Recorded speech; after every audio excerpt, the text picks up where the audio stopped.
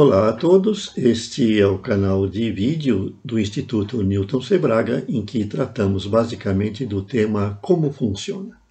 Nele nós abordamos o funcionamento de coisas relacionadas com a tecnologia, com a ciência e muitas coisas que possam interessar os nossos seguidores, tanto numa linguagem simples, que permite que aqueles que não tenham uma formação técnica ou científica elevada entendam, como também para aqueles que são do ramo e desejam ter informações adicionais que talvez tenham faltado na época em que estudaram, na época em que fizeram os seus cursos de formação. O tema de hoje são os raios ultravioleta. Esse tema está em alta devido à sua aplicação na medicina, também na esterilização de objetos, eliminando vírus, né? Os raios ultravioletas têm propriedades bactericidas e aí é um tema que está em alta.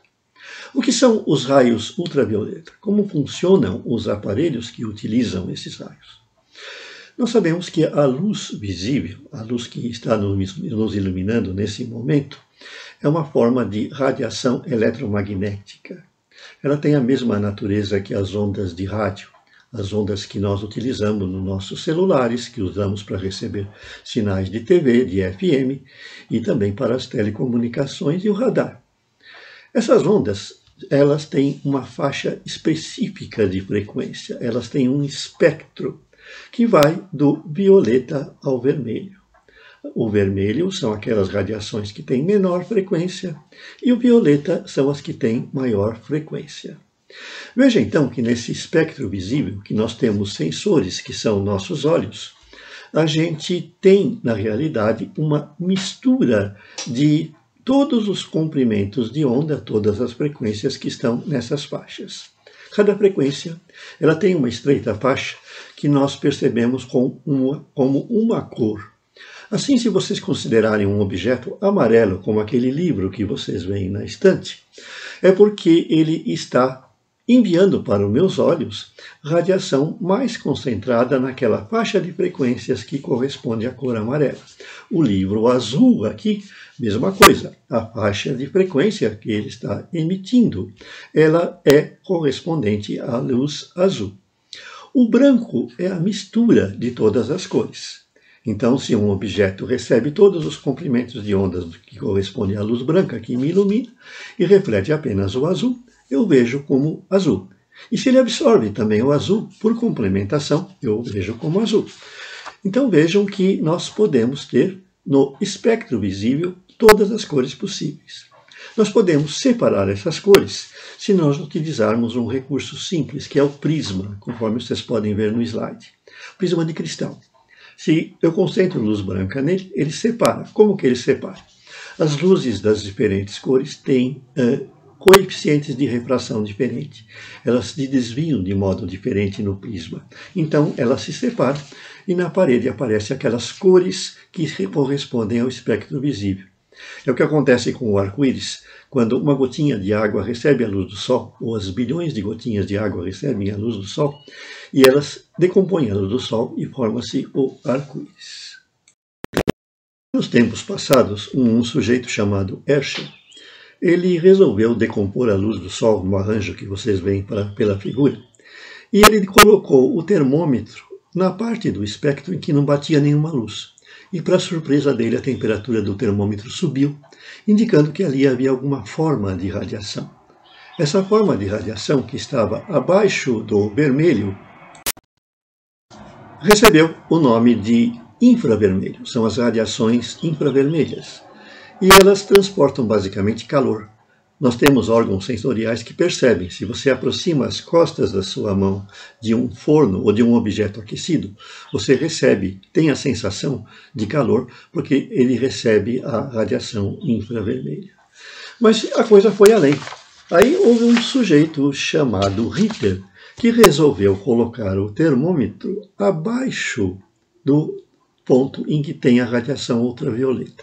Na realidade, o que ele fez não foi colocar o termômetro, porque ele não observava uma sensação de elevação de temperatura. O ultravioleta não tem essa capacidade de transmitir calor tanto quanto o infravermelho. Mas ele colocou um filme fotográfico. E ele verificou que o filme ele era sensibilizado tanto na parte que tinha a luz visível, como um pouco abaixo, indicando que ali havia alguma forma de radiação além do violeta. E, de fato, existia o ultravioleta.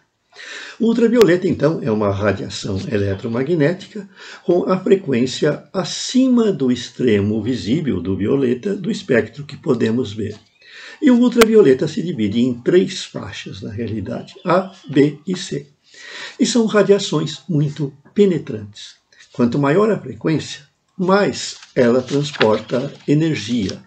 Então, a radiação ultravioleta tem propriedades energéticas ou ionizantes que a radiação infravermelha não tem.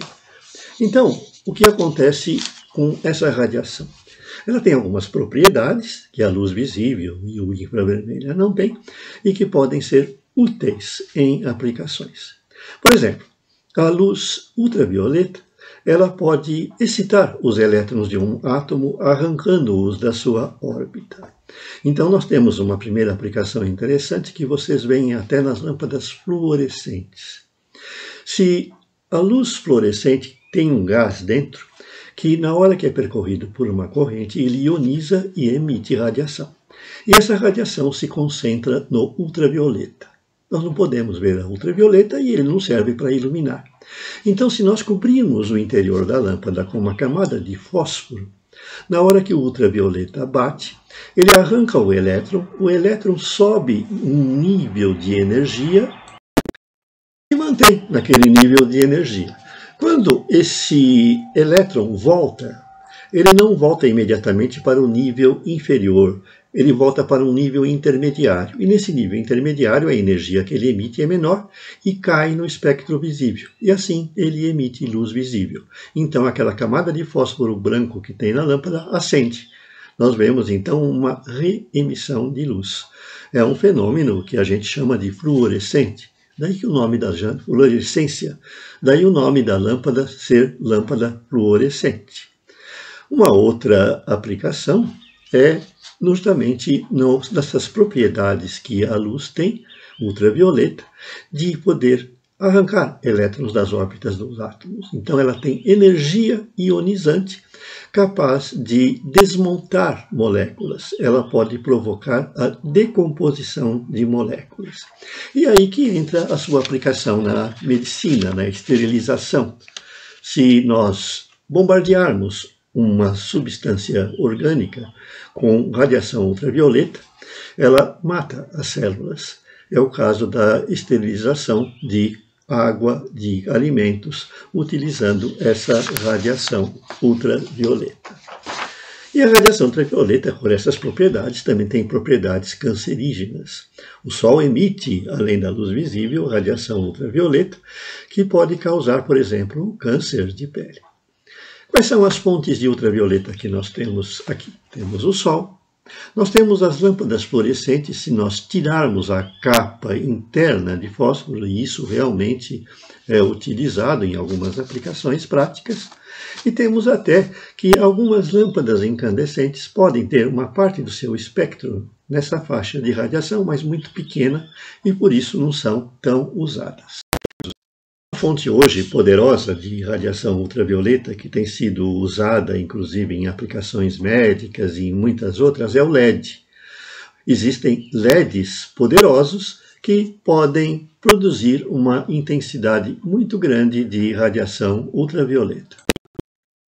Os LEDs, diferentemente das lâmpadas incandescentes, das lâmpadas fluorescentes, que têm a sua camada de fósforo, ou mesmo sem elas, eles concentram a luz que produzem numa faixa muito estreita do espectro. Então, eles podem concentrar essa faixa lá no ultravioleta A, B ou C. E isso aí permite que eles sejam usados em muitas aplicações importantes.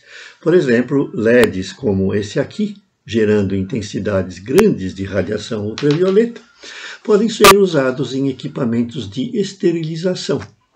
Na hora que o raio ultravioleta incide numa substância, numa superfície, ele pode matar eventuais germes, bactérias e vírus até, porque ele atua sobre as ligações moleculares que existem nas suas células. Por exemplo, vocês sabem que no caso do coronavírus, ele consiste numa molécula de proteína. Se nós conseguimos destruir as ligações químicas dessa molécula, nós matamos, certo? Na realidade, até existe aquela controvérsia que o vírus não é uma criatura viva. Ele está no estágio intermediário entre o vivo e o inorgânico. E, por isso, ele é considerado apenas uma molécula, vamos dizer, de proteína, e não propriamente uma criatura, né? E aí nós podemos destruir esse vírus, por exemplo, esterilizando a superfície em que ele se encontra, o alimento em que ele se encontra, o objeto que ele se encontra, com um banho de radiação ultravioleta. Radiação ultravioleta também é usada na esterilização da água e de alimentos.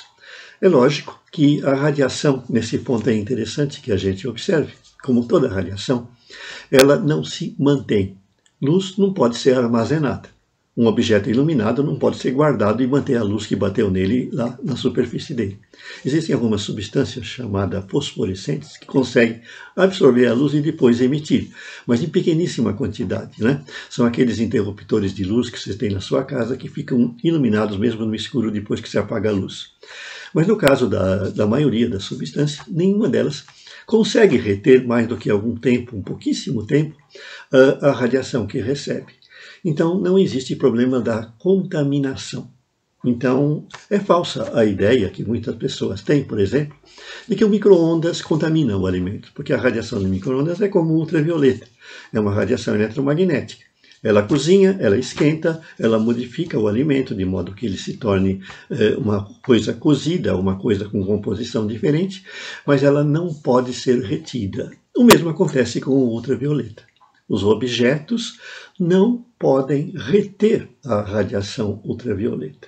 Então, não existe nenhum tipo de contaminação possível num esterilizador ultravioleta ou em qualquer outra fonte de raios ultravioletas que seja usada com aplicações médicas, que seja usada em aplicações de esterilização de alimento ou de objetos ou coisas semelhantes.